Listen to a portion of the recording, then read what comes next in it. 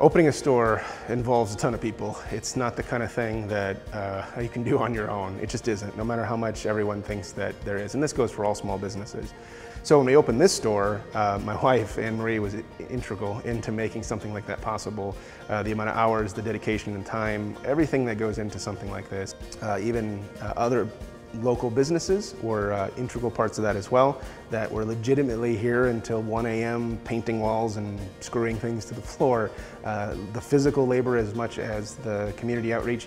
That's the kind of stuff that takes a community that actually works together to create a revitalized downtown and to interact with those other business owners who were not only just excited about what they were doing, but they were legitimately passionate about what was going on in downtown, and not only how they were contributing, but how their peers were contributing as well. And that's a very unique thing. That doesn't happen. And I think we just absolutely fell in love with downtown Johnson City specifically as we started to see Tupelo Honey and what they've done with the train depot. At the time, Founders Park was brand new. It was literally just like the grass had been grown in it. And it's a breathtaking park that just, like, there are places in Chicago that can't rival that kind of thing, and this is in a downtown environment. Living in downtown was just as important as having our business in downtown. I wanted to be able to ride my bike to work every day. That was a dream. It really was. As simple as it seems like it could be, there's a lot of areas where that's just impossible. So every morning, I get on my bike and I ride to work, and have my commute as something that I actually look forward to is just priceless to me. Even to go to ETSU and ride the mountain bike trails for an hour in the afternoon. That was the lifestyle that was important to me, and that was the lifestyle that's important to the people of Johnson City. So the other areas that were important to Trek as far as where we were available to be able to go were largely big, kind of like urban environments, as you'd expect. My wife and I love the Appalachians. We would vacation in this area all the time. So the outdoor lifestyle going hand in hand with cycling was important to us.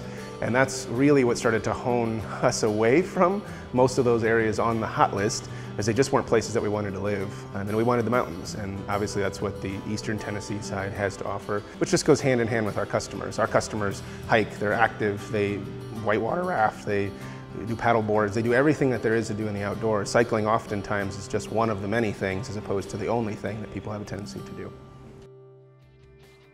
So once we found this building, it started life 110 years ago as the Farmers Exchange, which at the time was an amazing piece of history because that's what drew people to the downtown area, is those kinds of produce depots and things like that. So when we found it the first time, on that first day, it was in rough shape. The best and worst part of a lot of these old downtown buildings is it's not like you just come in and paint the walls and sweep up a little bit. It's restoration, it legitimately is. But we fell in love with the tin ceiling that the building has, which at the time was not exactly in the best condition. The glass block that was on the outside of the building, these are historical pieces on a building that you just don't see anymore at all, let alone have the opportunity to even put back together. So we had a vision for what the space was going to look like. We knew that the area was conducive for cycling, but we had to figure out how to make the downtown area work. And the amount of community involvement, like the Washington County Economic Development Group, was unbelievable and instrumental in kind of bridging the gap between what was happening in downtown, what already had happened in downtown, and not empty promises. These were literal, almost facts is what we needed. So that way when we went to Trek and said, this is what we're thinking, this 110-year-old building in this mountain town that's not over by the mall and it's not next to Knoxville, and here's what we're thinking, and here's the data that we need to be able to help kind of prove that this is a viable space for us in the building, because the restorations was not going to be as economical as it could be.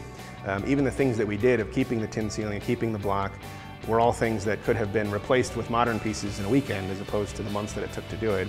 And even like our sidewalk, our beautiful patio that we have poured now, that was literally an ask, because it was like, this is a bicycle store, we'd love to put bike racks in front of a bike store. What are our options with the little sidewalk that we had? And it was an immediate response from the city that not only could they accommodate bike racks, but we can pour a new sidewalk and a patio at that to give enough room for bistro tables, give enough room for bicycle racks and things like that. And those kinds of involvements from a community is unbelievable, to be able to feel that not only is it our tax dollars that's important to the city as much as it is our business is important to the city. And that was the turning point, not only for Trek, but of course for us as well, where it was no longer an issue of were we going to downtown Johnson City. It was absolutely, we're going, now can we make it work in the space that we had.